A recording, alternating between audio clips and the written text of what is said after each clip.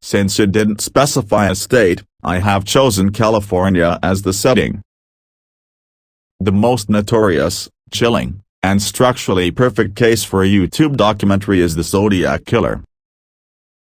While many know the name, few understand the psychological terror he inflicted on the Bay Area in the late 1960s. Here is a comprehensive, 1,000-plus word script designed for a compelling voiceover, structured to keep viewers watching until the very last second. A video title concept: The Cipher of Shadows, 50 Years of the Zodiac. The hook: a night at Lake Herman Road. They imagine a stretch of road so dark the asphalt seems to swallow your headlights. It's December 20th, 1968. Lake Herman Road, Vallejo, California. For 17-year-old David Faraday and 16-year-old Betty Lou Jensen, it was supposed to be a first down, a quiet night away from the world. But out of the darkness, a shadow approached their parked Rambler. In a matter of seconds, the silence of the California night was shattered by gunfire. There was no robbery. There was no clear motive. There was only a cold, clinical execution. This wasn't just a murder.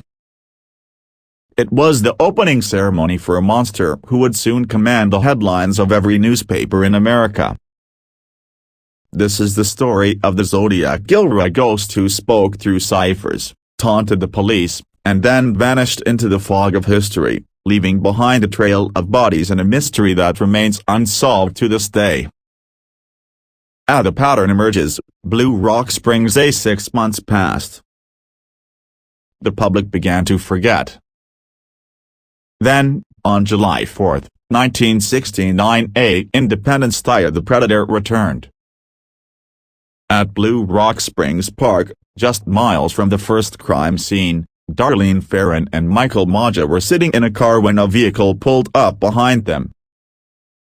A man stepped out, wielding a high-powered flashlight and a 9mm pistol. He didn't say a word. He simply opened fire. Michael survived despite being shot in the face and neck. Darlene did not. But the true horror began 40 minutes later. The police department received a phone call from a public booth. The voice on the other end was calm, monotone, and terrifyingly proud. I wish to report a double murder.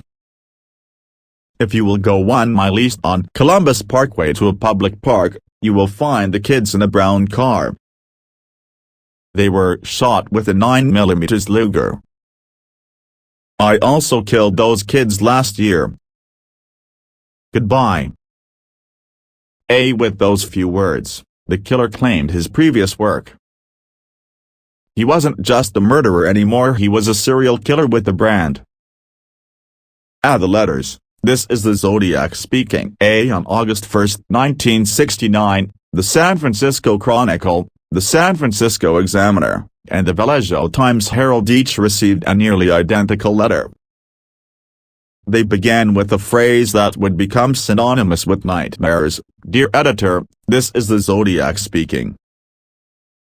In these letters, the killer took credit for the attacks. But he added a twist that felt like something out of a pulp thriller. He included a 3-part cipher, a wall of 408 mysterious symbols. He demanded the newspapers print the cipher on their front pages, or he would cruise around all weekend killing lone people in the night. The public was paralyzed. For the first time, a killer wasn't just lurking in the shadows, he was holding the entire city hostage through the media. He claimed that if someone cracked the code, his identity would be revealed. A week later, a high school teacher and his wife cracked the 408 cipher. It didn't give a name. Instead, it gave a chilling window into a fractured mind. The message read, I like killing people because it is so much fun.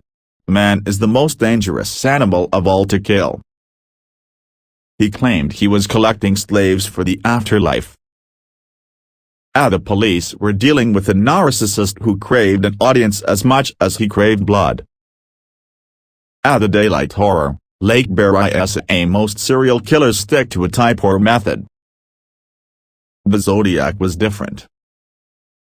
He was a shapeshifter. On September 27, 1969, Brian Hartnell and Cecilia Shepard were relaxing by the shores of Lake Berryessa. It was a bright, sunny afternoon. They saw a man approaching, but he wasn't a typical hiker. He was wearing a bizarre, hand-stitched black executioner's hood with a white cross circle symbol of the Zodiac sign painted on the chest. At gunpoint, he forced Cecilia to tie up Brian, then he tied her up. He told them he was an escaped convict who just needed money and a car to get to Mexico. But as soon as they were bound, the facade dropped. He drew a long serrated knife. He stabbed them repeatedly before walking calmly back to his car. But he wasn't done. He walked to the door of the victim's Volkswagen and, with the black marker, wrote the dates of his previous crimes in the symbol of the Zodiac. He wanted the world to know this was his masterpiece. The final known victim, Paul Stine. Up until this point, the Zodiac had hunted Lover's Lane couples in rural areas. On October 11, 1969, he changed the game. He entered the heart of San Francisco. He hailed a cab driven by 29-year-old Paul Stine. At the corner of Washington and Cherry Streets, the Zodiac shot Stine in the back of the head. 3 teenagers witnessed the aftermath from a window across the street. They called the police, describing a white male, stocky build, with glasses. Because of a radio dispatch error, police were told to look for a black suspect. 2 officers, Don Fk and Eric Zelms, actually saw a white man walking away from the scene. They didn't stop him. The Zodiac had walked right through the fingers of the law. 8 days later, the Chronicle received another letter. Inside was a blood-stained piece of Paul Stine's shirt. The Zodiac mocked the police, laughing at their incompetence, and threatened to wipe out a school bus by shooting out the tires and picking off the children as they bounced out. The suspects, the Ghost and the Machine. Decades have passed. Thousands of suspects have been vetted. DNA technology has advanced. Yet, the chair remains empty. Who was he? Arthur Lee Allen, the most famous suspect. He wore a Zodiac brand watch, he lived near the crime scenes, and he had a history of disturbing behavior. He was the primary focus of the 2007 David Fincher film. But his DNA didn't match the stamps, and his prints didn't match the cab. Gary Francis Post, a more recent suspect brought forward by the case breakers. They claim his forehead scars match the police sketches and that his name is the key to breaking the later, unsolved ciphers. The cipher theory, some believe the Zodiac was a member of the military or worked in intelligence, given his knowledge of complex cryptography and radials. The conclusion, why does he still haunt us? The Zodiac stopped writing in the 1970s. Some believe he died. Some believe he was incarcerated for a different crime. Others believe he simply retired, living out his life as a quiet neighbor, perhaps still clutching the secret of his slaves for the afterlife. The Zodiac case is the ultimate Rorschach test for true crime enthusiasts. We see in him what we fear most, a random, motiveless evil that cannot be reasoned with.